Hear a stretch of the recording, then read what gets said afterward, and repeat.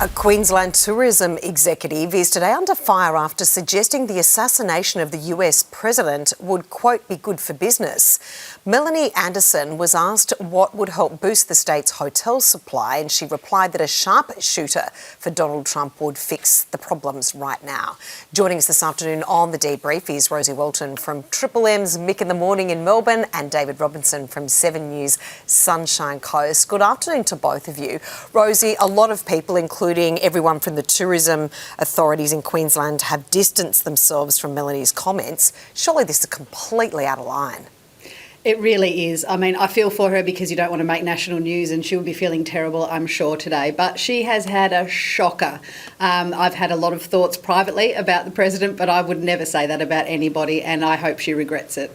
And Robbo, also mindful she was on the stage in front of a number of people within the audience. You just can't make light of these situations. No, you really can't. It does sometimes happen, you know, your mouth works quicker than your brain, but this is just really off. And even in jest, you can't really hide away from it. It could have a different, thing that could happen with it, and that is that people will not be going to Barcelona, but could be making a trip to Brisbane, or cancel that Thailand trip and head to Townsville. It could have a better flow-on effect, but the comments are way out of line and don't even reflect that. And right now we need to do as much as possible to support our struggling tourism industry. Moving on this afternoon, the owner of an Aussie activewear brand has apologised after his influencer wife recorded and posted a video of a man working out in the gym, with some alleging she was shaming his technique. Capturing the clip, it turns out me and Emily have been doing the wrong all these years with a laughing emoji. That's pretty interesting technique there, Rosie. It is. I mean, I don't want to be seen filmed at the gym because I don't know what they'd say about me. You'd sort of think that Snapchat would be private, but I think it's a good lesson for all to just be careful what you do post. I posted a photo of me at the gym coming out of the pool yesterday because I felt like I looked like I'd been in a scrag fight in boiling hot water with crustaceans. So if you make the joke about yourself, it's fine, but you shouldn't be doing it about other people. Doesn't it also just more evidence why we don't need to film anything inside gyms, Robbo? Yes, of course. I don't even know what a gym was. I had to do some research before I came on this morning to find out what you meant. This is so performative as well. He's in his high vis, he's in his car, whatever. The lady should have been part of the apology as well. And you shouldn't film people at the gym. They can be so confronting and you feel very vulnerable when you go in there. And this is just kind of gross. Influencers, I can't stand them. Look, the silver lining here, he's going to have excellent arms after that exercise.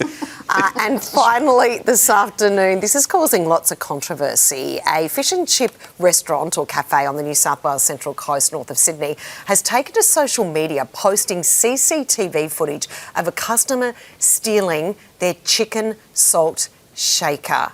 Rosie, we all love chicken salt, but we actually were interviewing the owner of this store on the Central Coast on Sunrise this morning.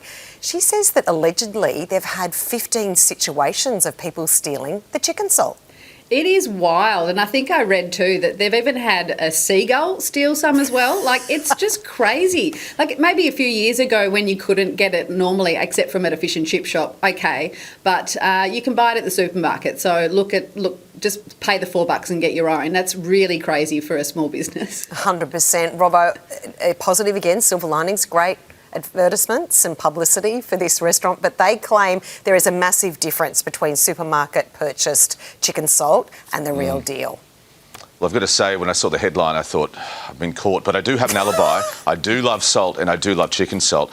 I think, the real villain here is the great Peter Brinkworth, who invented chicken salt. He's made it so addictive, so lovely, that people are resorting to crime just to get their fix. I mean, it's outrageous. Even birds, as Rosie mentioned there, need their chicken salt fix.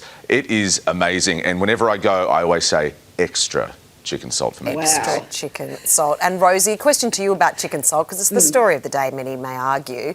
Where's the best chicken salt? Do you think there's the real deal, especially do you put it on chicken and chips or just on the chips? Oh, look, if you want to go crazy, you can put it on the chicken and the chips, usually just the chips, but maybe I'm going to even try it on a spicy marg this weekend. Robbo? I put on everything. Dim sim, spring rolls, chicken, chips, beef. lamb, everything. I love it. Wow. All of the above. We love chicken salt, guys. Thanks so much for joining us.